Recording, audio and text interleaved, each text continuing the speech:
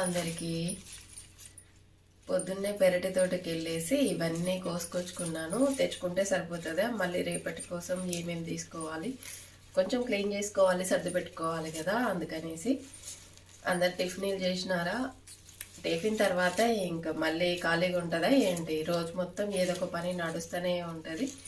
ఆ టిఫిన్కి లంచ్కి మధ్యన ఇవన్నీ సర్ది పెట్టుకుందాము అనేసి అన్నీ ముందేసుకున్నాను. సరే, ఇట్లా మాట్లాడినట్టు ఉంటుంది, ఇంకా ఇవి ఇవి ఒలుచుకున్నట్టు ఉంటుంది అనేసి ఇవి ఒక్కటే కాదులే, చాలా ఉన్నాయి. పచ్చిమిరపకాయలు, కొత్తిమీర అన్నీ తెచ్చుకున్నాను. అన్నీ రేపటి కోసము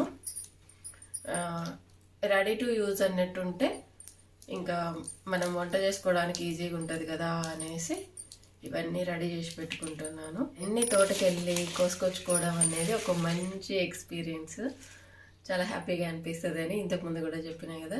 ఇంకా దీనిలతో నేను ఏం వంట చేస్తాను అనేది నెక్స్ట్ వీడియోస్లో చూద్దురు. ఛానల్ని ఫాలో అవ్వండి అబ్బా. మీకు ఎలా అనిపించింది వీడియో అనేది కామెంట్ చేయండి, నచ్చితే ఎవరికైనా షేర్ చేయండి, ఛానల్ని సబ్స్క్రైబ్ చేసుకోండి. Thanks for watching.